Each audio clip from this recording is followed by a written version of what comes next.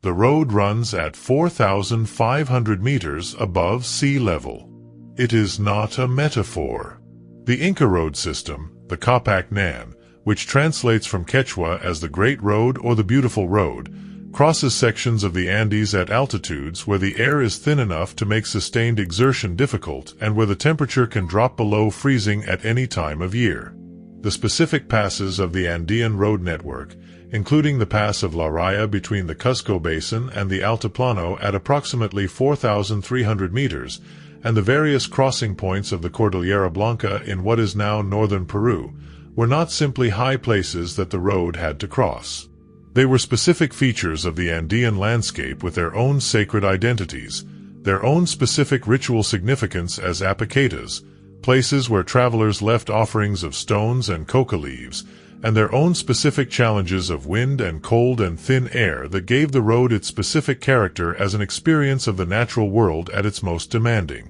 The Capac Nan was not a single road. It was a network of roads, extending in its full extent for more than 30,000 kilometers through the territories of 6 modern countries, from the northern edge of the Inca Empire in what is now southern Colombia to its southern frontier in what is now central Chile, and from the Pacific coast in the west to the edge of the Amazon basin in the east. The two main axes of the network, a highland spine following the mountain chain of the Andes and a coastal route running parallel to it through the Pacific desert, were connected by dozens of transverse roads crossing the specific Andean valleys and the western mountain passes. What this network made possible was the Inca Empire itself. An empire whose territory covered the equivalent of the distance from London to Lagos, crossing some of the most challenging terrain on Earth, could not have been administered, supplied, or defended without an efficient system for moving information, goods,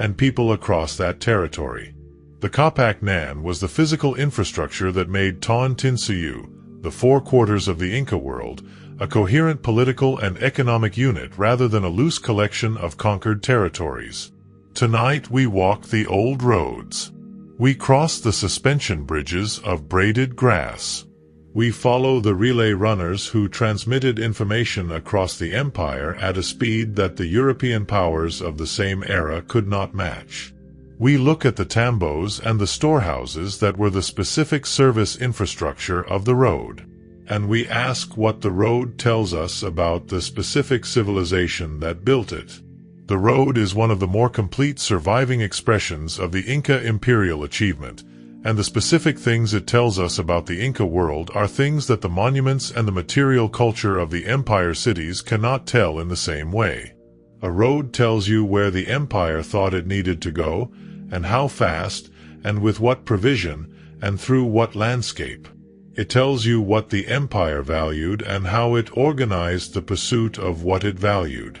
In this sense, the Capac Nan is a more complete document of the Inca Empire than any single building could be. We cross the suspension bridges of braided grass, and we ask what the road tells us about the specific civilization that built it. The Capac Nan belongs to the Inca imperial tradition, but it was not entirely the creation of the Inca. It was built on and around a network of earlier roads and paths that had been developing in the Andean world for centuries before the Inca expansion, and understanding the road requires understanding the longer history of movement and connection in the Andes. The specific road traditions of the pre-Inca Andean civilizations, including the Wari Empire that controlled much of the Peruvian highlands between approximately 600 and 1000 CE and the various regional polities that preceded and followed it, established patterns of road and path development that the Inca subsequently incorporated, extended, and formalized into the specific imperial network that the Capac Nan represents. The specific contribution of the Inca to the Andean road tradition was therefore not the invention of road building, but the specific formalization and standardization of an existing tradition into a specifically imperial infrastructure. The specific genius of the Inca road program was the specific recognition that the existing network of paths and routes could be transformed into a functioning imperial communication system through the application of specific engineering standards, specific infrastructure, and specific administrative institutions that gave the network a coherence and a capacity that it had not previously had. including the Wari Empire that controlled much of the Peruvian highlands between approximately 600 and 1000 CE, and the various regional polities that preceded and followed it, established patterns of road and path development that the Inca subsequently incorporated, extended, and formalized into the specific imperial network that the Capac-Nan represents. The specific routes that the Inca roads follow through the Andean landscape, determined by the specific geography of valleys and passes and water sources, were not invented by the Inca planners but reflect the accumulated knowledge of many generations of Andean travelers about the best routes through a complex and demanding landscape. What the Inca added to this inherited network was formalization, standardization, and the specific imperial infrastructure of tambos and storehouses and relay stations that transformed a set of traditional paths into a functioning imperial communication and supply system. The specific engineering improvements that the Inca applied to the roads, including the paving of sections with stone cobbles, the construction of drainage channels, the building of retaining walls on steep slopes, and the installation of the specific infrastructure of bridges and steps and rest facilities, were the specific contributions of the imperial project to a road network whose basic routes had much deeper Andean roots. The Andean landscape itself is one of the primary factors that shaped the specific character of the road network. The extreme vertical relief of the Andes, with elevations ranging from sea level to more than 6,000 meters within horizontal distances of a few hundred kilometers, imposed specific constraints on the routes that roads could take and created the specific engineering challenges that the Inca builders addressed with specific solutions. The road through the Andes is not simply a road that happens to be in the mountains. It is a road that was shaped by the mountains in every specific dimension of its alignment, its construction, and its infrastructure. The specific engineering of the Capac-Nan is one of the more impressive achievements in the history of road construction, accomplished without the specific technologies that the standard accounts of ancient road building treat as prerequisites. The Inca road was built without wheeled vehicles, without draft animals capable of pulling wheeled vehicles, and without iron tools. The primary tools of the road construction were stone hammers and bronze chisels for cutting stone, baskets and textiles for moving earth and rubble, and the specific knowledge of how to organize large numbers of people to work effectively at specific tasks. The specific absence of wheeled transportation technology, which the standard accounts of ancient technology treat as a fundamental prerequisite for efficient road construction and use, gives the Capac-Nan a specific character that distinguishes it from the road systems of the Old World. The specific adaptations that the absence of the wheel required, including the specific design of the road surface for foot and hoof rather than for wheel, and the specific organization of the llama caravan as the primary unit of freight transport, produced a road system that was specifically optimized for the specific conditions of the Andean landscape rather than a road system that was simply a lesser version of the wheel-based roads of the Old World. The specific road surface varied considerably depending on the specific terrain and the specific traffic requirements of different sections, ranging from broad paved highways of flat stone through highland passes to simple cleared paths in the coastal desert to elevated causeways across wet or flood-prone sections of the coastal plain. The width of the road also varied considerably. In the highland sections, the main roads were typically between 1 and 4 meters wide enough for 2 people to pass comfortably and for a llama train to move in both directions simultaneously. In the coastal sections, the roads were sometimes much wider, reaching widths of 10 to 15 meters on some of the flat desert stretches where the road surface was defined by stone boundary markers rather than by constructed pavement. The specific width of the road at any given point was determined by the specific traffic requirements of that section and by the specific engineering constraints of the terrain. The construction of the road through the specific terrain of the high Andes required specific engineering solutions for specific problems. On steep slopes, the road was built as a series of steps carved from the rock or built from stone blocks, and the specific design of these steps, with their specific rise and tread dimensions, was optimized for the specific gait of the human travelers and the llamas who used the road rather than for wheeled vehicles. On very steep sections, The road might zigzag back and forth across the slope in a series of switchbacks, gaining altitude gradually in a way that allowed sustained travel without excessive exertion. The drainage of the road surface was a specific engineering concern across the full extent of the network, because water on the road surface created specific hazards and specific maintenance problems that the engineers addressed through specific solutions. In the highland sections, drainage channels along the edges of the road carried surface water away from the road surface and directed it to specific collection points. In the coastal sections, the road was often raised above the surrounding terrain to protect it from seasonal flooding. The specific attention to drainage visible in the surviving sections of the Kapak Nan is evidence for the specific practical intelligence that went into the road's construction.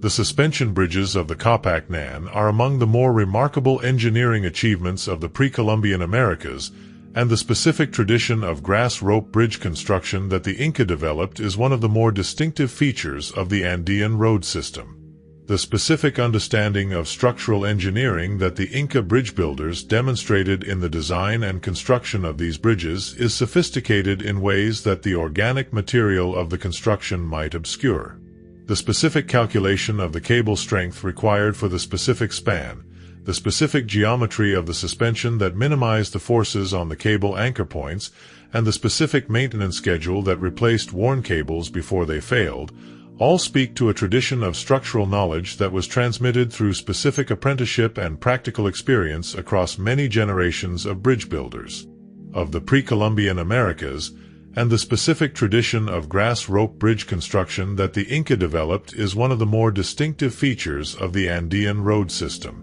The rivers of the Andes, including the Apurimac and the Urubamba and the various tributaries that cut deep gorges through the western slopes of the mountains, presented specific challenges to the road engineers that the standard technologies of bridge construction in the ancient world could not easily address. The gorges were too wide for simple beam bridges using the timber available in the Andean environment, and the specific character of the Andean river floods, which periodically produced extreme discharges of water carrying large quantities of debris, made any bridge structure supported by piers in the riverbed particularly vulnerable to destruction. The solution that the Inca developed was the suspension bridge, using cables of braided grass to span the gorge at a point above the flood level. The specific plant material used for the cables, a highland grass called ichu that grows in dense tussocks across the Andean altiplano, was braided into strands and then twisted into cables of the thickness required to support the specific load of the bridge. The cables were anchored to massive stone abutments on each bank, and the road surface of the bridge was constructed from a lattice of thinner ropes supporting a layer of branches and earth that provided a stable walking surface. The specific engineering of the grass rope suspension bridge is sophisticated in ways that are not immediately obvious. The specific thickness and the specific braiding pattern of the cables were calculated to provide the specific strength required for the bridge's span, and the specific geometry of the suspension, with the road surface hanging in a catenary curve below the main supporting cables, gave the bridge a specific flexibility that allowed it to absorb the dynamic loads of traffic without the specific rigidity that would have caused it to fail under concentrated loading. The famous Quechua Bridge over the Apurimac Gorge, which is still rebuilt annually by the indigenous communities of the surrounding area using the traditional techniques and materials of the Inca bridge-building tradition, is the most vivid surviving demonstration of this engineering tradition. The annual bridge rebuilding ceremony, in which the communities that maintain the bridge obligation work together over 4 days to construct a new bridge using the traditional methods, is one of the more extraordinary survivals of a specific pre-Columbian engineering tradition into the present. The Chasca relay runner system was the communication technology of the Inca Empire, and its specific performance capabilities gave the Inca state an information transmission speed that few contemporary civilizations could match. The Chasca system worked by maintaining relay stations at regular intervals along the road network, with 2 or more trained runners stationed at each relay point at all times. When a message arrived at a relay station, the runner who had carried it would hand it off to the fresh runner at the station, who would immediately set off at full speed toward the next station. The specific organizational requirements of the Chasca system, including the specific identification and training of the runners, the specific maintenance of the relay stations with their specific supplies, and the specific protocols for ensuring the accurate transmission of messages through the relay chain, were managed through the specific administrative institutions of the Inca imperial system. The specific accounting of Chasca service obligations in the MITA system, and the specific administrative oversight of the relay system by the imperial officials responsible for road management, gave the Chasca service a specific institutional solidity that made it reliable over the full geographic extent of the network, with 2 or more trained runners stationed at each relay point at all times. The specific spacing of the relay stations, approximately 2 to 3 kilometers apart on the main routes, was calculated to allow each runner to cover his section at near maximum running pace, maintaining the high average speed of the message across the full distance of a long relay. The specific speed achieved by the Chasca system on the main routes of the Highland Road is documented in the accounts of the Spanish observers who witnessed it in the period immediately after the conquest. The accounts describe fresh fish from the Pacific coast being delivered to the Inca court in Cuzco, approximately 300 kilometers from the coast, in 2 days. If this account is approximately accurate, it implies an average speed of message transmission along the Highland Road of approximately 6 to 7 kilometers per hour, a speed that no pre-mechanical communication system in the ancient world could sustain over such distances. The messages transmitted by the Chasca system were not written in the conventional sense. The primary medium of Inca communication was the quipu, the knotted string records that encoded specific information in the color, size, and arrangement of the knots and strings, and a quipu containing a specific message could be carried by the relay runners along the road network in the same way that a written message was transmitted in other ancient communication systems. The specific information that could be encoded in a quipu was not limited to numerical data, and the specific character of the quipu as a communication medium was sufficiently flexible to support the administrative and military communication needs of a large empire. The Chasca runners themselves were a specific social category within the Inca world. Young men selected for their physical fitness and their endurance were trained specifically for the relay running role, and their service was a specific form of the MITA labor obligation. The specific training, the specific diet, and the specific ceremonial status of the Chasca runners are described in the colonial period sources in ways that give a picture of a professional class of runners who were essential to the functioning of the imperial communication system. The tambos, the rest houses and supply stations that were distributed at regular intervals along the Capac Nan, were the specific service infrastructure of the road and one of the more important institutional innovations of the Inca road system. The tambo was not simply a place to sleep. It was a specific installation that provided a range of services to travelers and to the imperial administrative system, including food, accommodation, draft animals for carrying loads, and stored supplies for use by military forces or official travelers. The specific physical form of the tambo, visible in the well-preserved examples that survive in different sections of the road network, reflects the specific functions that the tambo was designed to serve. The specific organization of the sleeping rooms and the storage rooms and the cooking areas and the animal pens around the specific central courtyard of a large tambo gives a picture of a specific institutional form that was as precisely designed for its specific function as the caravanserai of the Silk Road was designed for its comparable function on the other side of the world. The specific provision of the tambo varied depending on the specific location, the specific importance of the route, and the specific categories of travelers who used it. On the main highland routes, the tambos were substantial complexes that could accommodate hundreds of people and large numbers of llamas, and that maintained stores of food, cloth, weapons, and other goods sufficient for the specific needs of the military campaigns and official missions that the road was designed to support. The distribution of the tambos along the road network was not random, but reflected a specific spatial logic related to the specific distance that could be covered in a day's travel on that particular section of road. In the highland sections, where the terrain was more demanding and the daily distance achievable was shorter, the tambos were more closely spaced than in the coastal sections, where the flat terrain allowed longer daily stages. The specific spacing of the tambos at each section of the road was therefore calibrated to the specific characteristics of the terrain, ensuring that travelers on every section of the network could reach a tambo at the end of each day's travel regardless of the specific difficulty of the section they were crossing. The storehouses associated with the tambos, the calcas that are one of the most characteristic features of the Inca landscape, were the specific mechanism through which the Inca state maintained the food security of the road network. The calcas were built in the specific form of round or rectangular stone structures with specific ventilation features that maintained the internal conditions of the storehouse at the temperatures required to preserve the specific foods stored within them. In the highland sections, the specific combination of altitude and specific construction techniques allowed the calcas to function as natural refrigerators, maintaining temperatures below the freezing point of stored potato and other root crops in a way that preserved them for extended periods without the specific preservation technologies available to other ancient civilizations. The specific quantities of goods stored in the calcas associated with major tambos were sometimes extraordinary. The accounts of the Spanish observers describe storehouses filled with thousands of dried llama carcasses,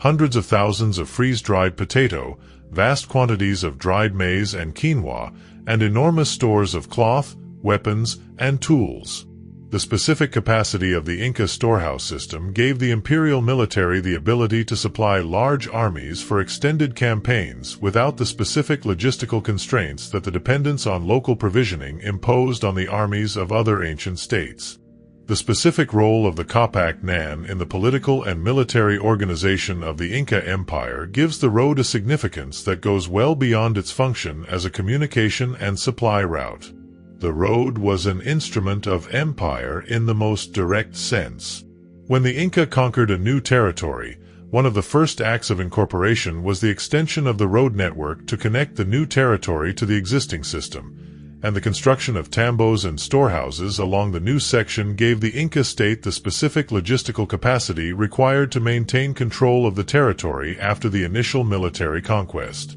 The specific sequence of the road's extension into newly conquered territory, visible in the archaeological evidence for the dating of specific road features and specific tambo constructions in different regions, gives a picture of the specific pace and the specific process of Inca imperial expansion. The road followed the empire, and in some cases preceded it, clearing the way for the administrative and commercial integration of territories that the military had captured. The specific speed with which the road network was extended into newly conquered areas, documented in the colonial period historical sources, speaks to the specific priority that the Inca state placed on the road as an instrument of political integration. The ability to move troops quickly along the road network was the specific military advantage that the road gave the Inca state over its enemies and over the various regional rebellions that periodically threatened the stability of the empire. An Inca army marching on the Highland Road could cover distances of 30 to 40 kilometers per day,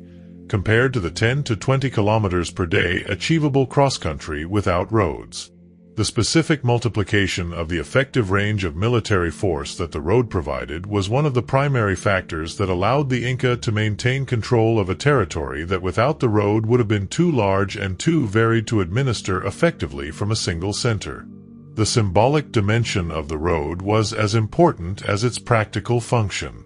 The Capac Nan was not simply infrastructure. It was a physical expression of the Inca claim to sovereignty over the territories through which it ran, and the specific construction of the road through conquered territories was itself an act of political assertion.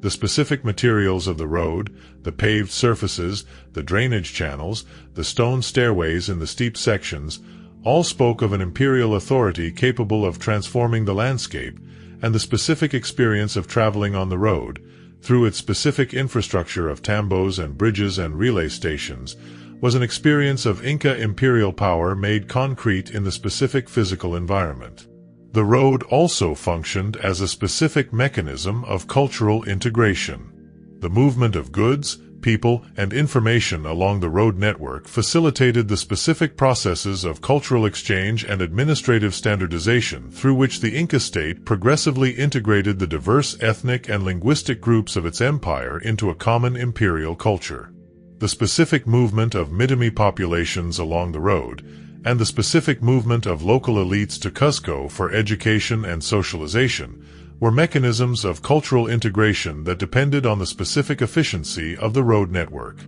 The llama, the primary beast of burden of the Andean world, was as essential to the functioning of the Capac Nan as the road itself, and the specific relationship between the road and the llama shaped both the design of the road and the specific character of the Andean economy. The llama is uniquely adapted to the specific conditions of the Andean highland environment. It can carry loads of approximately 25 to 30 kilograms over rough Andean terrain for multiple days without supplementary feeding, grazing on the highland grasses of the Altiplano as it travels. The specific cultural significance of the llama in the Andean world goes well beyond its practical value as a pack animal. The llama was a specific element of the Andean religious tradition, sacrificed at specific ceremonies and associated with specific sacred places in the landscape, and the specific herds of llamas maintained by the Inca state were not simply economic assets but specific ritual resources whose management was itself a dimension of the imperial religious program. The specific white llamas selected for specific ceremonial purposes were maintained separately from the working animals of the caravan trade, a specific distinction that documents the specific integration of the practical and the sacred in the Inca management of the llama resource. It is physiologically adapted to the thin air of high altitude, with specific hemoglobin variants that allow it to transport oxygen efficiently at elevations where most other domesticated animals would suffer from altitude sickness. And its padded feet, which do not damage the road surface in the way that shod horses would, are specifically suited to the stone-paved sections of the highland road. The organization of the llama trade and the specific management of llama caravans was one of the more important logistical functions of the Inca state and of the regional elites who managed the road network under imperial oversight. The specific care of the state llama herds, which grazed on specific pasturelands distributed across the Altiplano, was the responsibility of specific herding communities whose pastoral obligations were one of the specific forms of the MITA labor tax. The specific numbers of llamas available for state use, and the specific allocation of those animals to specific transportation tasks on specific sections of the road, were managed through the Quipu accounting system in a way that gave the imperial administration a comprehensive inventory of its transport capacity. The specific goods that the llama caravans carried on the highland road gave the Andean economy its specific character as a system organized around the movement of bulk goods between different ecological zones. The vertical compression of the Andean landscape, with its multiple ecological zones at different altitudes stacked within relatively short horizontal distances, created a specific pattern of ecological complementarity in which the highland pastoral and agricultural zones produced goods that the coastal agricultural and fishing zones lacked and vice versa. The llama caravan moving along the Capac Nan was the specific mechanism through which the goods of the different ecological zones were distributed across the Andean world, and the road that the caravan traveled was the specific infrastructure that made this distribution efficient. The specific decision by the Inca not to use the wheel in their transportation system is one that has attracted significant attention from historians and archaeologists who study the road and the economy it served. The absence of wheeled vehicles was not the result of ignorance of the wheel. Toy figures with wheels have been found in Mesoamerica, demonstrating knowledge of the wheel in the pre-Columbian Americas. The specific terrain of the Andes, with its steep slopes and its lack of flat plains where wheeled vehicles could operate efficiently, made the llama with its adapted feet a more practical transport technology than the wheel for the specific geography of the Andean road network. The road through the Pacific coastal desert of what is now Peru is the other major axis of the Capac Nan, and its specific character, crossing one of the driest landscapes on Earth, gives it a very different quality from the highland route. The specific engineering challenges of the coastal road required specific solutions that were very different from those applied to the highland route. Where the highland road needed steps and drainage and retaining walls for the steep terrain and the heavy rainfall, the coastal road needed shade structures and water storage and the specific alignment that would minimize the traveler's exposure to the full heat of the coastal desert sun.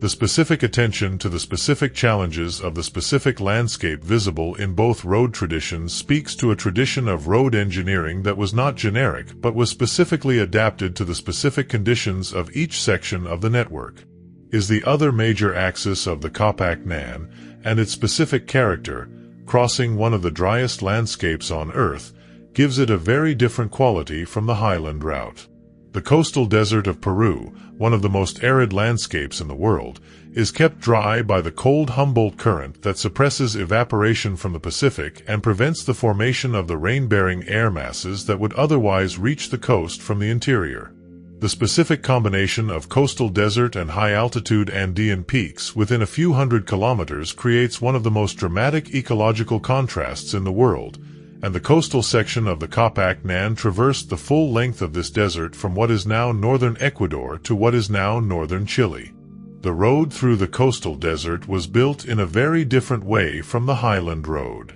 Where the highland road was often paved with stone and equipped with steps and drainage channels for the wet Andean climate, the coastal road was typically marked by stone boundary walls defining the road corridor rather than by a continuous paved surface. The specific construction of road markers rather than road pavement made sense in a landscape where there was essentially no rainfall and therefore no drainage problem, and where the flat terrain made elaborate engineering unnecessary. The specific challenges of the coastal road were primarily logistical rather than engineering. The desert offered no water sources over long stretches of the route, and the tambos of the coastal section had to maintain adequate water supplies for the travelers and the animals using the road between the river valleys that periodically crossed the desert. The specific provision of water storage at the coastal tambos was one of the more critical aspects of the infrastructure of the coastal route, and the specific engineering of the cisterns and storage facilities visible at some coastal tambo sites speaks to the specific attention that the Inca planners gave to this particular logistical constraint. The huacas, the sacred places of the Andean religious tradition, were as significant on the coastal road as on the highland one, and the specific sacred geography of the coastal landscape, including the specific coastal mountains and specific rock formations and specific ocean features that were understood as having sacred significance, shaped the specific route of the coastal road in ways that gave it a ceremonial dimension alongside its practical function. The road was not simply the most efficient route from one place to another. It was a route that connected specific sacred places in the landscape in a specific order that had meaning within the specific cosmological framework of the Andean religious tradition. The discovery and the documentation of the Kapak Nan has been one of the more productive areas of Andean archaeology in the past several decades, and the specific scale of the network is now much better understood than it was a generation ago. The systematic documentation of the Kapak Nan, which was inscribed on the UNESCO World Heritage List in 2014 as a transnational serial property across 6 countries, has been one of the largest collaborative archaeological documentation projects in the history of the discipline. The specific achievement of the World Heritage inscription, which required the specific agreement of 6 sovereign states on a common nomination document and a common management framework, is itself a significant demonstration of the specific capacity for international cultural cooperation in the service of a shared heritage. The specific collaboration between Argentina, Bolivia, Chile, Colombia, Ecuador, and Peru that the inscription required is a model for the international management of the transnational archaeological heritage that the Inca Empire created across the full extent of the Andean world, which was inscribed on the UNESCO World Heritage List in 2014 as a transnational serial property across 6 countries, has been one of the largest collaborative archaeological documentation projects in the history of the discipline. The specific work of mapping the surviving sections of the road network, identifying the tambos and the storehouses and the bridges that formed its infrastructure, and assessing the specific preservation state of different sections has involved teams from 6 national cultural heritage authorities working in coordination across a combined territory of millions of square kilometers. The specific results of this documentation work have substantially revised the understanding of the road's extent and its specific character in different regions. The total documented length of the network, which now exceeds 30,000 kilometers, is considerably greater than the estimates that were available before the systematic documentation began, and the specific geographic coverage of the network,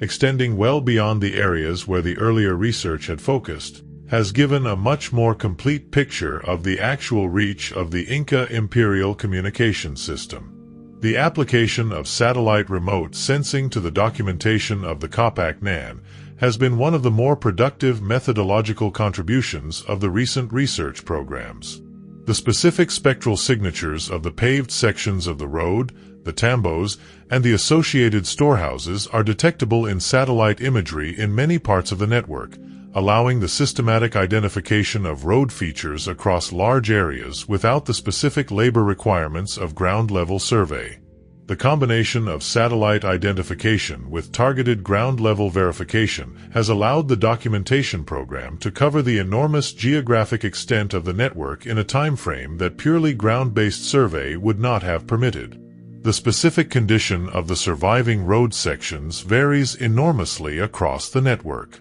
In the highland sections of the Peruvian and Bolivian Andes, where the road was built from local stone and where the specific climate of the Altiplano has preserved the construction well, substantial sections of the original paved surface survive and are still used by local communities today. In the coastal sections and in the areas of Ecuador and Colombia where the specific vegetation and climate have been less favorable to preservation, the road may be visible only as a linear earthwork or may be entirely lost under subsequent development.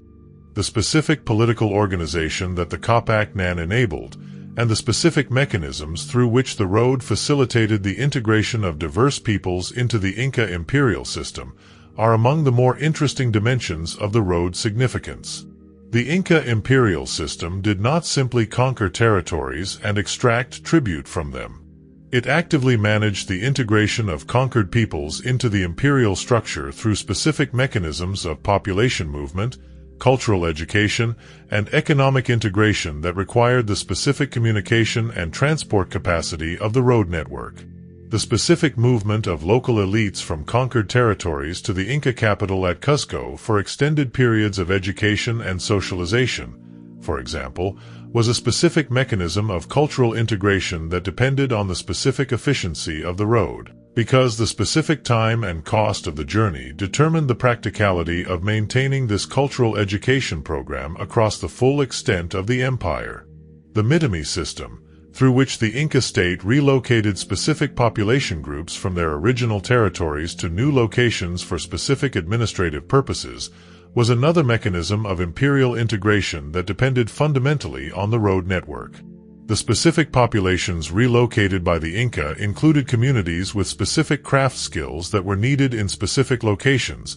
agricultural communities relocated to develop specific new territories, and loyal communities relocated to areas with histories of resistance to Inca authority. The specific logistics of moving these populations, including the specific provision of food and accommodation during the journey and the specific establishment of new homes and communities at the destination, required the specific infrastructure of tambos and storehouses that was the service side of the road network. The specific ability of the Inca state to respond rapidly to regional crises, including famine, epidemic disease, and military threats, was another dimension of political integration that the road enabled. The specific speed of communication along the road, and the specific capacity of the storehouse system to deliver food and other supplies to affected areas along the road network, gave the Inca state a specific disaster response capacity that had no parallel in the pre-Columbian Americas and that compared favorably with the administrative capabilities of contemporary empires in the Old World. The specific integration of the road network with the redistributive economy of the Inca state, in which the state collected agricultural surplus and craft production through the MITA system and redistributed it through the storehouse network along the road, was the specific mechanism through which this disaster response capacity operated. The specific connection between the road network and the Inca practice of oracle consultation is another interesting dimension of the road's political function.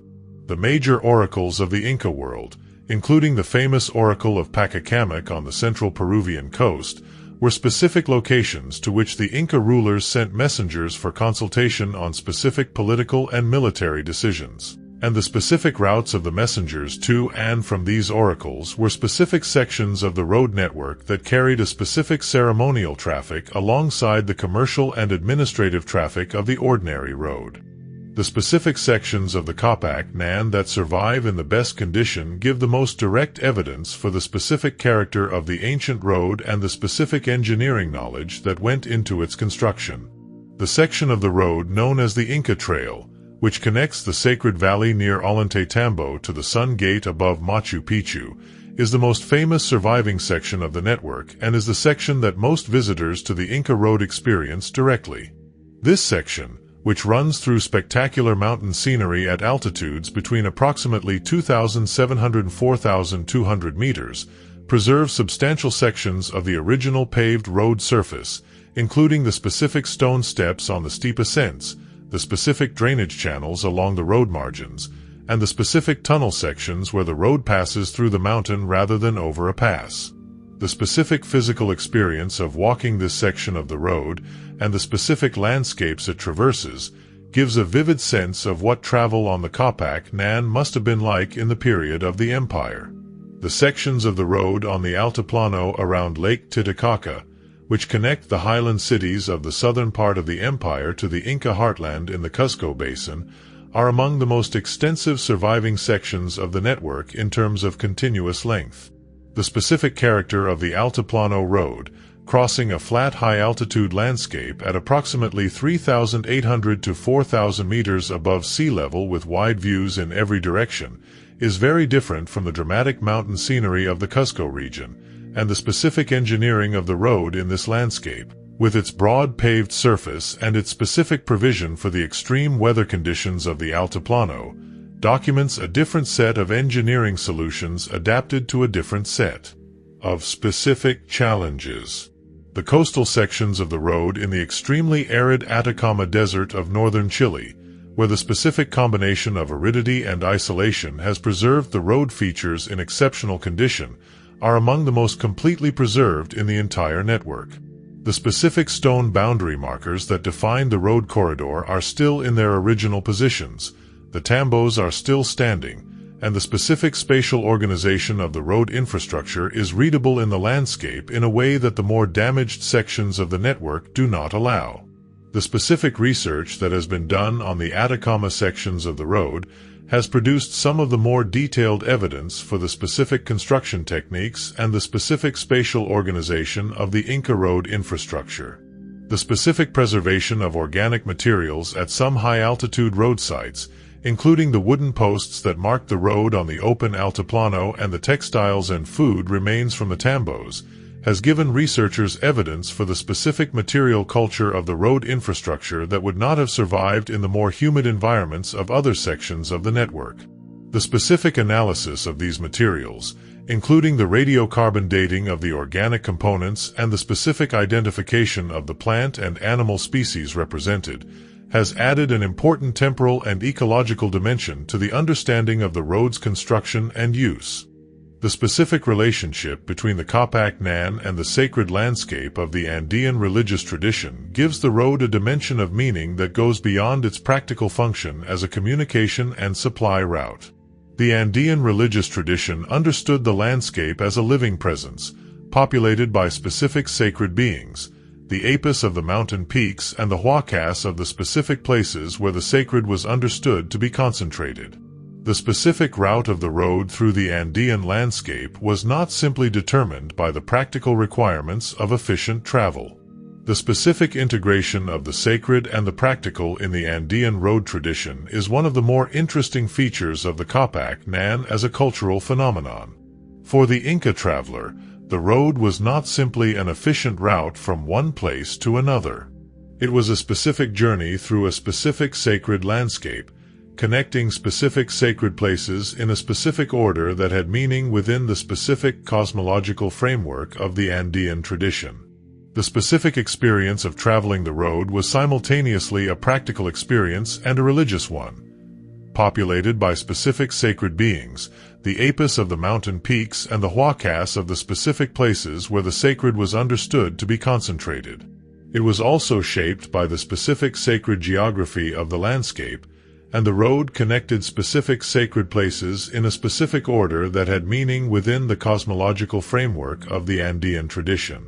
The apicatas, the stone cairns that accumulated at mountain passes along the road as travelers left offerings for the mountain spirits at the high points of their journey, are one of the most direct expressions of the sacred dimension of the road. The specific practice of leaving a stone or a coca leaf or a small object at the apicata as an offering for the safe completion of the difficult passage is documented in the colonial period sources and is still practiced by indigenous Andean communities today. The specific locations of the apicatas, at the specific high points of the road where the crossing of a pass marked the transition from one landscape to another, gave the road a specific ritual structure of difficulty and relief that made the physical experience of travel a specific form of spiritual practice. The specific alignment of the road with specific astronomical features of the Andean sky is another dimension of the road's sacred character. The Andean astronomical tradition, which included a specific system of dark cloud constellations formed by the dark patches in the Milky Way rather than the star constellations of the European tradition, gave the Andean night sky a specific visual vocabulary that was connected to the specific agricultural and ceremonial calendar of the Andean year. The specific orientation of certain sections of the road to specific astronomical features, and the specific spatial relationships between road features and important astronomical observations, are areas where the research is producing interesting results that connect the engineering of the road to the specific cosmological framework of the civilization that built it. The Sikh system of the Inca capital at Cuzco, which organized the sacred landscape of the valley into 41 radiating lines connecting specific sacred places in the landscape, and which was also connected to the specific organization of the road network as it left the capital in the different directions of the four quarters, gives the road's relationship to sacred geography a specific institutional expression. The specific integration of the road network with the Sikh system, and the specific ways in which the road carried both practical and ceremonial traffic between the capital and the various sacred places of the empire, is one of the more complex and more interesting dimensions of the Inca Road as a cultural phenomenon. The UNESCO inscription of the Kapak Nan in 2014 recognized the road as a transnational World Heritage Property of outstanding universal value, and the specific character of this inscription, as a collaborative recognition involving 6 modern nation-states, gives the road a specific contemporary significance. The specific process of nominating a transnational heritage property that crosses the territories of 6 sovereign states, each with its own national heritage legislation and its own specific political and cultural context, was itself a significant achievement of international cooperation. The specific collaboration between the heritage authorities of Argentina, Bolivia, Chile, Colombia, Ecuador, and Peru that produced the joint nomination required sustained dialogue about the specific character of the road's significance, the specific priorities for its management and conservation, and the specific frameworks for sharing both the responsibilities and the benefits of the World Heritage inscription. The specific management challenges of a transnational property of this scale are considerable.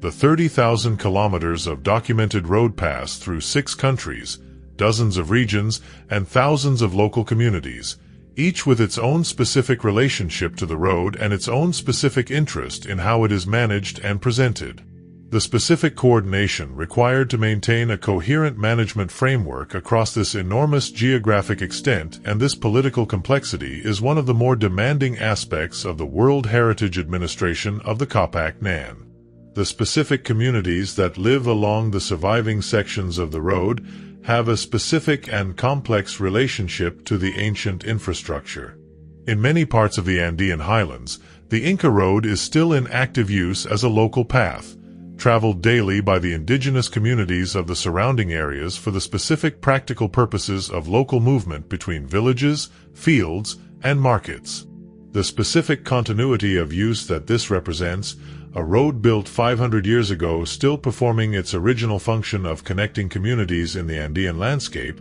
is one of the more remarkable features of the network and one that the management framework for the World Heritage inscription is working to respect and support rather than simply to preserve as an archaeological monument. The specific economic dimension of the World Heritage inscription, including the potential for heritage tourism along sections of the road to generate income for the local communities that maintain it, is one of the dimensions of the inscription's significance that the participating countries are working to develop. The specific development of heritage tourism products based on the road, including walking routes, cultural experiences, and specific itineraries connecting the road to the broader heritage of the Andean world, is an ongoing program that has the potential to make the ancient road a specific source of economic opportunity for the communities along it. The specific people who built and maintained the Kapak Nan, and the specific people who traveled it, are accessible through the material evidence and the historical sources in ways that give the road a specific human dimension. The MITA workers who constructed and maintained the road were a specific category of individuals within the Inca social system. Commoner men fulfilling their specific labor obligation to the imperial state in a specific building or maintenance role on a specific section of the road. The specific experience of this labor, which involved the specific physical work of cutting and laying stone, building retaining walls, and constructing the drainage infrastructure of the road, is not directly documented in any surviving account by the workers themselves. But the colonial period descriptions of the MITA system give some indirect evidence for the specific conditions under which the work was conducted. The specific social hierarchy of the road was visible in the specific categories of travelers who used it. The road was in principle open to anyone with legitimate business in the territories through which it ran, but the specific use of the tambos, the storehouses, and the chasca relay system was strictly regulated. The tambos were reserved for travelers on official business, including military personnel, administrative officials, and individuals carrying specific messages or goods for the imperial state. Ordinary travelers had to provide for their own food and accommodation, using the specific resources of the landscape and the specific hospitality of the communities along the route rather than the imperial infrastructure of the road. The specific goods that the llama caravans carried on the road give a picture of the specific economic life of the Inca world. Dried fish from the coast moving inland to exchange for highland agricultural products, textiles from specific weaving centers distributed to specific recipients across the empire, metal objects from specific mining and smelting centers moving to specific destinations where the imperial administration had determined they were needed. The specific movements of goods documented in the colonial period sources and in the specific evidence of the archaeological record give a picture of an economy in which the distribution of specific goods was managed by specific administrative decisions rather than by market mechanisms. The specific experience of travel on the Kapak Nan, documented in the accounts of the few individuals whose journeys along the road left written traces in the colonial period sources, gives a sense of the specific human experience of a world organized around the road. The specific distances, the specific landscapes, the specific encounters with other travelers and with the communities along the route, and the specific physical demands of traveling through the Andean landscape at altitude. All of these dimensions of the road as a human experience are accessible in fragmentary but genuine form through the surviving sources.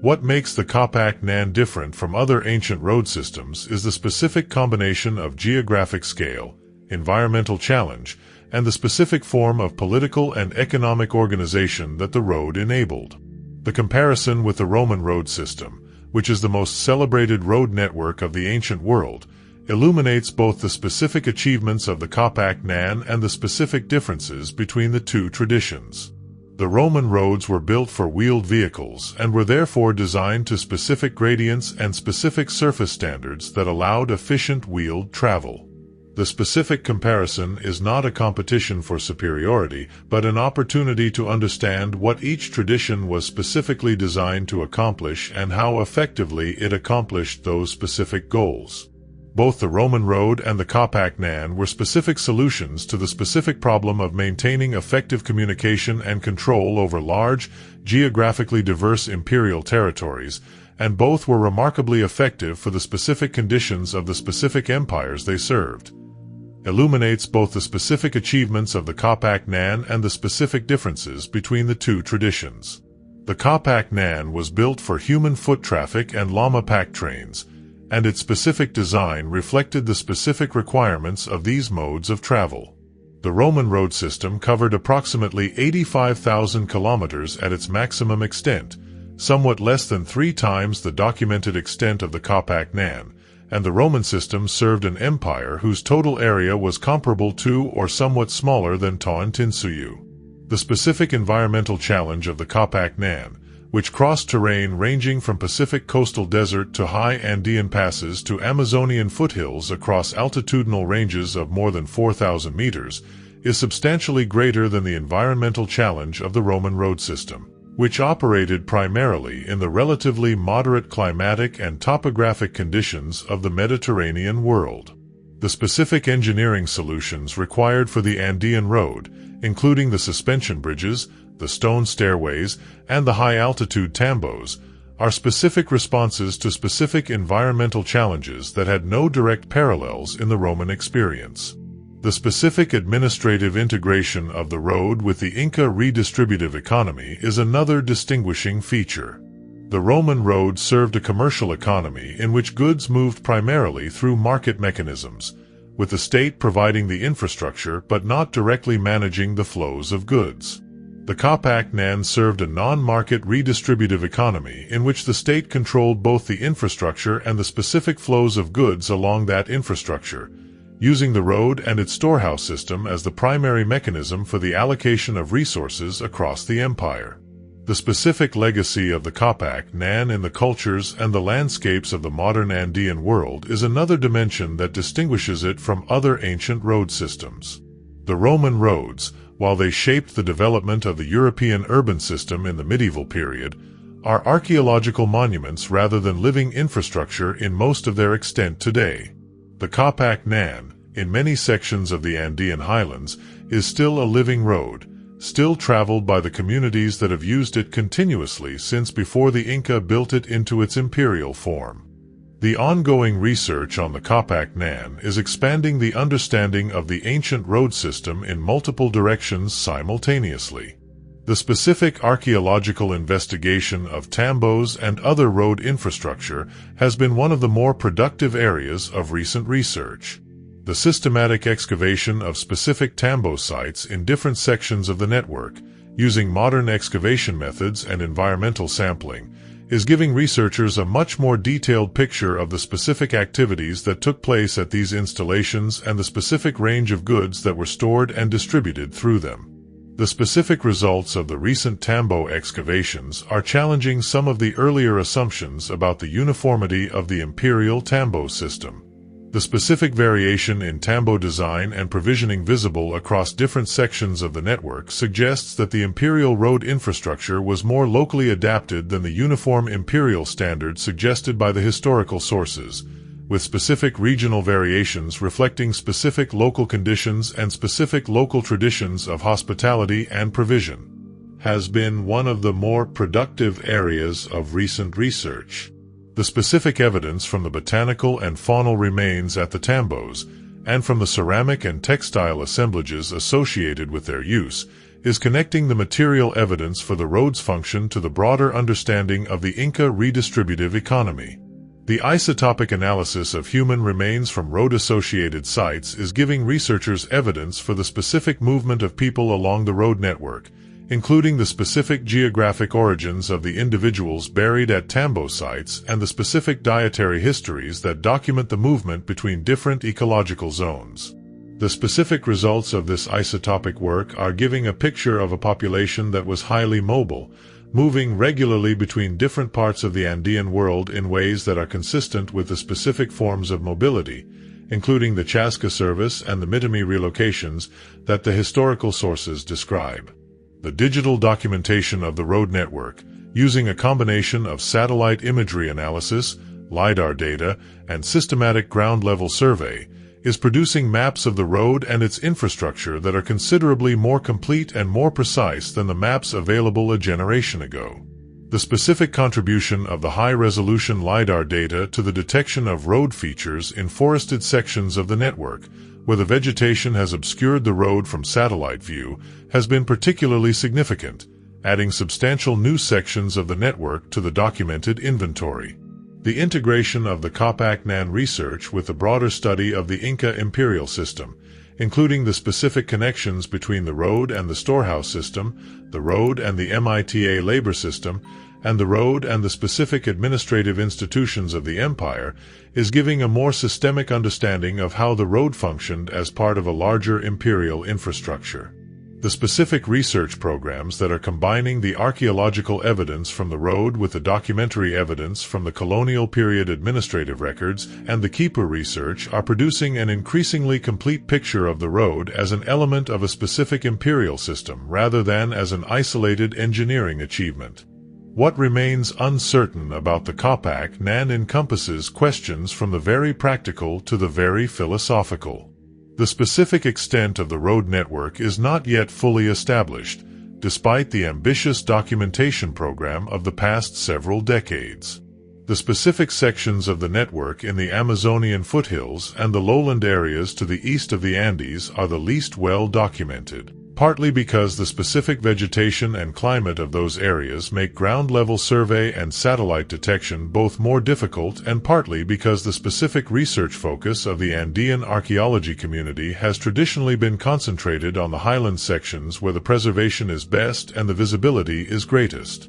The specific full extent of the lowland sections of the network and the specific character of the eastern connections of the Inca imperial road system are areas where significant new evidence is likely to emerge as the documentation program extends into these less studied areas. The specific organization of the Chasca relay system, including the specific training of the runners, the specific protocols for message transmission, and the specific management of the relay station system, is known in general terms from the colonial period sources, but not in the specific detail that would allow a complete reconstruction of how the system worked in practice. The specific records that documented the Chasca service, presumably maintained in Quipu form, have not survived in a form that can be read with current understanding of the Quipu system, and the specific efficiency of the relay system at different periods of the empire's history and in different sections of the network is not determinable from the available evidence. The specific relationship between the road and the sacred landscape of the Andean religious tradition is another area of genuine uncertainty.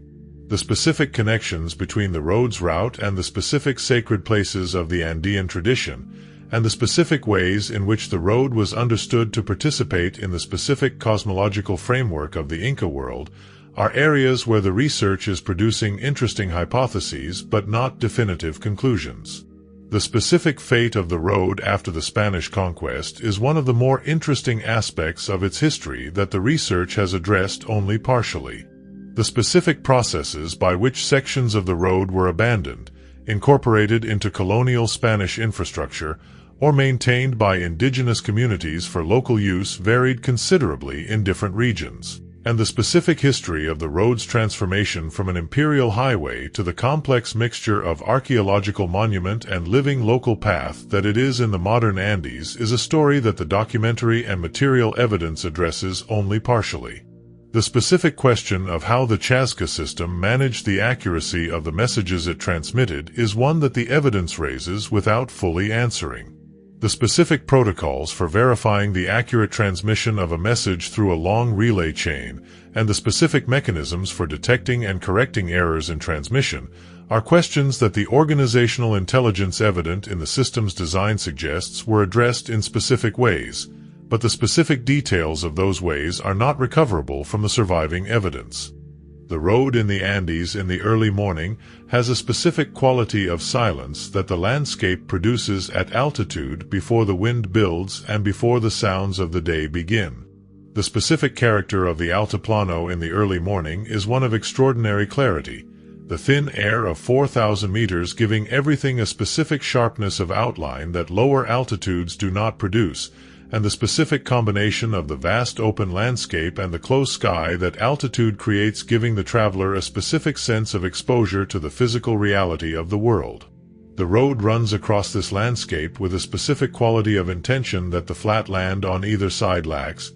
It knows where it is going, and the specific straightness of the well-preserved sections, and the specific care of the construction visible in the even surface and the drainage channels along the edges, gives it a quality of purpose that the landscape itself does not have. The people who traveled this road in the period of the empire were the specific agents of the specific processes, administrative, military, commercial, and ceremonial, that the road existed to support. The Chazka runner who set off from this relay station at dawn, carrying a message encoded in a quipu or memorized in the specific oral tradition of the relay system, was performing a specific function in a specific system that connected his specific action to the specific administrative decisions of the Inca court hundreds of kilometers away. The llama caravan driver who started his animals along this section of road at first light, heading toward the tambo at the far end of the day's stage, was participating in a specific economic system that connected the specific goods on his animals' backs to the specific recipients in the specific community at the end of his route.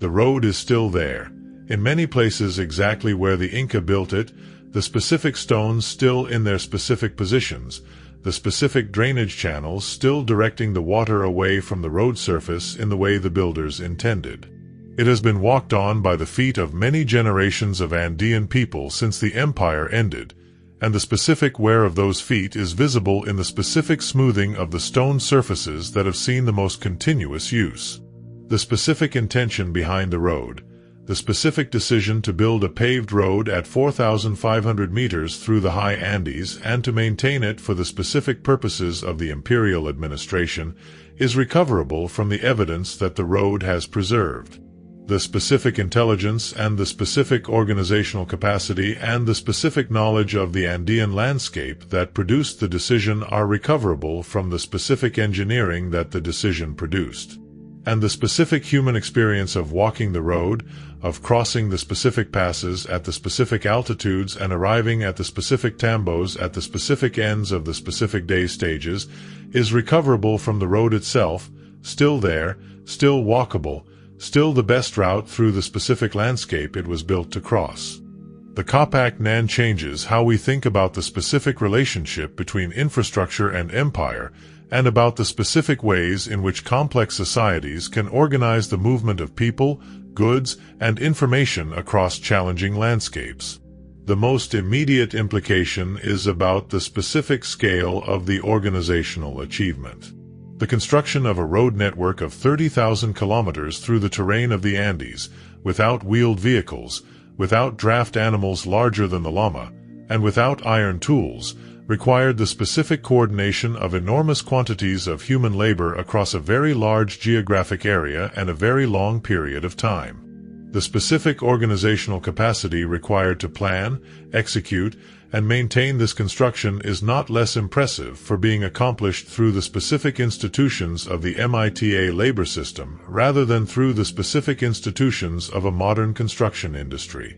The broader implication is about the specific relationship between communication infrastructure and political integration. The Capac Nan demonstrates that a large, diverse, and geographically dispersed empire can be held together by a specific system of communication and supply infrastructure, provided that the specific system is designed with sufficient attention to the specific constraints of the territory and the specific needs of the imperial administration. The specific efficiency of the Chazka relay system, which gave the Inca state a communication speed that was not matched in the Americas until the age of the telegraph, was a specific political advantage that compensated for other specific limitations of the Inca administrative system. The specific lesson of the Capac Nan for the broader understanding of ancient infrastructure is that the most effective systems are those that are designed specifically for the specific constraints and opportunities of the specific environments in which they operate, rather than those that attempt to apply generic solutions developed in different environments. The specific design of the Inca road for human and llama travel in Andean terrain, rather than for wheeled vehicles in flat terrain, was not a limitation of the Inca tradition but a specific adaptation to a specific situation that produced specific solutions of considerable intelligence. The road is still connecting the Andean communities that have used it since before the empire was built.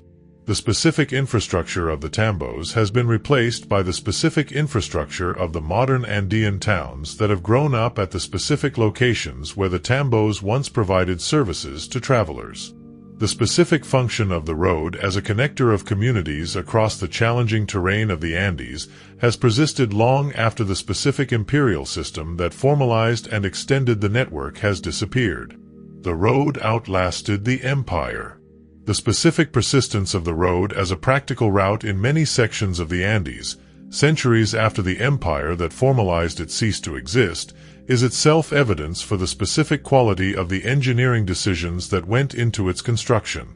The specific routes that the Inca engineers chose through the specific Andean landscape were good routes, chosen for specific reasons related to the specific terrain and the specific water sources and the specific patterns of seasonal weather, and those specific reasons did not cease to be valid when the Inca Empire ended. The road is still the best route through many sections of the Andean landscape, and the communities that have continued to use it have continued to use it for that specific reason.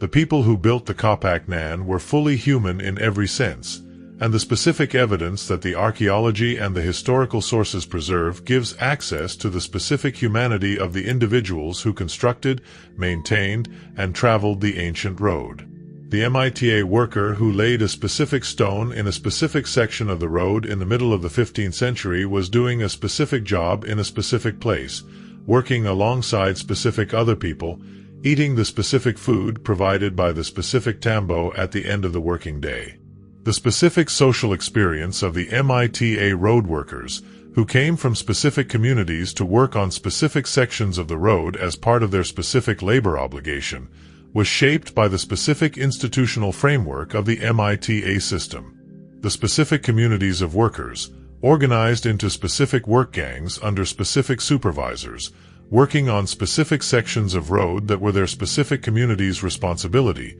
were participating in a specific form of collective labor that gave the road a specific social dimension as well as a specific physical one. The road was not simply built by the state. It was built by specific communities fulfilling specific social obligations, and the specific community identity of each section of the road was encoded in the specific records of the MITA accounting system. In the middle of the 15th century was doing a specific job in a specific place, working alongside specific other people, eating the specific food provided by the specific tambo at the end of the working day. The specific physical demands of stone laying at altitude, and the specific social experience of working in a large organized labor force on a specific state project, are not directly recoverable from the stones themselves but are the specific human reality that the surviving road represents. The specific stones that are still in their specific positions 500 years later are each the product of a specific human action, a specific decision about where to put a specific stone in a specific relationship to the specific stones already in place. The Chazka runner who carried a specific message along a specific section of road on a specific day in the mid-16th century was navigating a specific landscape at a specific speed toward a specific destination. His specific experience of the road, the specific quality of the air at altitude, the specific sound of the ichu grass in the wind on the altiplano, the specific visual character of the landscape at the specific time of day he was running, and the specific content of the message he was carrying. All of these are dimensions of a specific human experience that the road preserves in the form of the specific physical infrastructure that made the experience possible. The llama caravan driver who started his animals along the road at dawn in the Atacama Desert, carrying a specific load toward a specific destination, was participating in a specific economic system in which a specific labor connected specific producers to specific consumers across the specific distances that the road covered. The specific care he gave his animals, the specific knowledge of the road and the specific water sources and the specific grazing areas that allowed him to manage the journey, and the specific relationships with the specific communities along the route that made the caravan system a social as well as an economic institution. All of these are dimensions of a specific working life that the road preserved the conditions for. The road itself is the most direct surviving evidence for the specific human world that built it and used it. 500 years after the empire that formalized it ended, the road is still there, still following the specific routes through the specific landscape that the Inca builders chose for the specific reasons that the road's history reveals. The specific intelligence and the specific knowledge and the specific care that went into its construction are still readable in the specific engineering of its surviving sections. The people who made it are gone. What they made is not. The central image of the Capac Nan is the image of the road on the Altiplano, stretching in both directions to the horizon through the vast high-altitude grassland of the Andes. The road on the Altiplano is visible primarily as a slight raised causeway in the landscape, its specific construction giving it a specific elevation above the surrounding terrain that makes it visible even where the original paving has been lost to erosion or removal.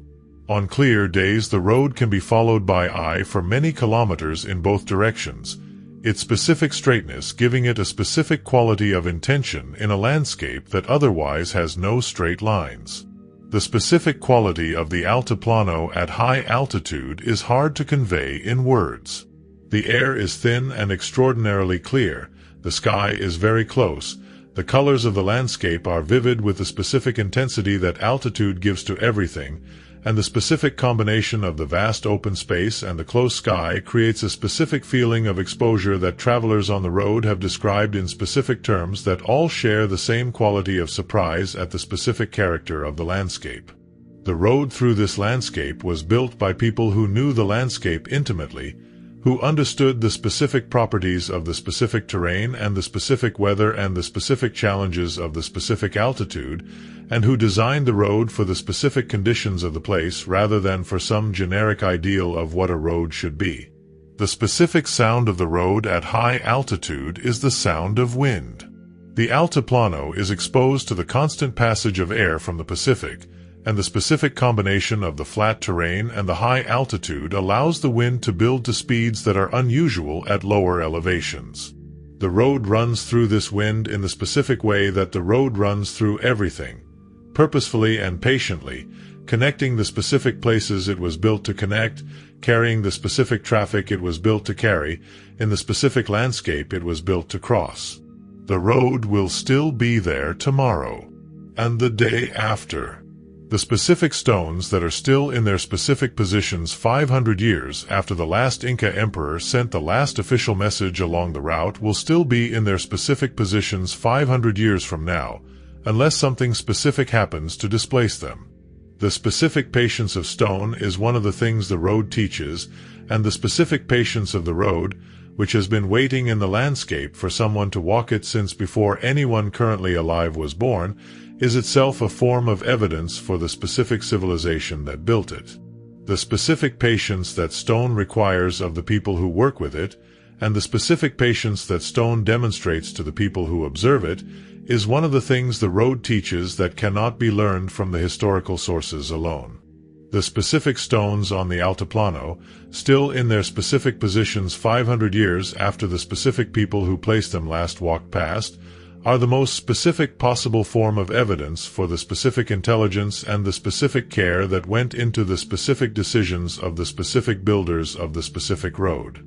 The Queswachaca Bridge, rebuilt annually by the indigenous communities of the Apurimac Gorge using the traditional Inca techniques and materials, is the most vivid single symbol of the Capac Nan's continuing presence in the living culture of the Andes. The bridge is made of ichu grass, the same highland grass that the Inca bridge builders used, braided into cables and twisted into the main supporting cables of the suspension bridge in the same specific way that the Inca engineers specified. The annual rebuilding ceremony, in which the 4 communities that have maintained the bridge obligation for generations work together over 4 days to construct a new bridge, is a specific living tradition that connects the present to the Inca past in the most direct form available, through the specific practice of the same specific craft using the same specific materials in the same specific way. The specific social dimension of the bridge rebuilding ceremony is as important as the specific engineering dimension. The 4 communities that share the bridge obligation bring specific contributions to the rebuilding, each community responsible for specific elements of the construction, and the specific cooperation required to build the bridge is itself a specific expression of the social relationships between the communities that have been maintained through the specific shared obligation of the bridge maintenance. The bridge is not simply infrastructure. It is a specific social institution that organizes specific relationships between specific communities in the same way that the Inca imperial system organized specific relationships between specific communities across the full extent of the empire. The specific experience of watching the bridge being built and of crossing the completed bridge over the Apurimac Gorge on the specific plated grass of the road surface is one that gives a specific and immediate sense of the engineering achievement that the Inca bridge tradition represents. The specific height above the river, the specific flexibility of the grass cable structure under the dynamic load of a person walking, and the specific quality of the wind that moves the bridge as it hangs in the gorge. All of these are specific physical facts of the bridge experience that no description can fully convey. The bridge is there. The gorge is there. The river is there below. The specific solution that the Inca engineers developed for the specific problem of crossing this specific gorge is there in the specific braided grass of the cables and the specific stone abutments that anchor them to the specific rock of the gorge walls. The Quechua Bridge was inscribed on the UNESCO list of Intangible Cultural Heritage of Humanity in 2013, recognizing not simply the bridge as an artifact but the specific living tradition of community cooperation and traditional craft knowledge that the bridge rebuilding ceremony represents. The specific recognition that a living cultural practice is itself a form of heritage, as important as the physical monuments of the past, is one that the Quechua inscription expresses with particular force, because the bridge that the ceremony produces is itself a monument to the specific tradition that produces it. The ongoing work of documenting, conserving, and presenting the Capac Nan to the world is a specific enterprise that involves the specific collaboration of 6 nations, dozens of regional heritage authorities, and hundreds of local communities across the full extent of the network. The specific challenges of the World Heritage management of a transnational linear property of 30,000 kilometers are considerable. The specific sections of the road pass through territories with very different levels of institutional capacity for heritage management, very different specific pressures from development and other land uses, and very different specific traditions of engagement between the heritage authorities and the local communities along the road. The specific management framework developed for the Capac Nan World Heritage property attempts to address these differences while maintaining a coherent overall framework for the protection and presentation of the road as a single, unified heritage phenomenon. The specific development of heritage tourism along the Capac Nan is one of the more actively pursued dimensions of the management program. The specific itineraries and walking routes that are being developed in different sections of the network, connecting the road to the broader heritage of the Andean world, have the potential to generate specific economic benefits for the local communities along the road while also increasing the specific public awareness of the road's significance. The specific success of the Inca Trail as a heritage tourism product gives a specific model for what is possible, and the specific development of comparable products in other sections of the network is an ongoing program. The specific conservation of the most threatened sections of the road, including sections threatened by agricultural expansion, urban development, and the specific damage caused by unauthorized road construction and mining activities, is another priority of the management program. The specific legal frameworks for the protection of the World Heritage property vary by country, and the specific effectiveness of those frameworks in protecting specific threatened sections of the road varies considerably. The specific advocacy work required to apply the specific legal protections to specific threatened sites is one of the ongoing operational challenges of the Heritage Management Program. The specific public education and outreach work associated with the Capac Nan World Heritage inscription is another dimension of the ongoing management program. The specific awareness of the road significance among the general public in the 6 countries through which it runs, and among the international public interested in the Andean world, is considerably lower than the road's significance warrants, and the specific communication programs being developed by the national heritage authorities and their international partners are working to address this gap through specific publications, exhibitions, and digital resources that make the road's story accessible to a wide audience. The road goes on. In both directions from any specific point on the specific high Andean altiplano, the Capac Nan extends toward the specific horizons of the specific landscape, carrying the specific intention of the specific civilization that built it into the specific terrain of the Andes in the specific way that stone carries intention,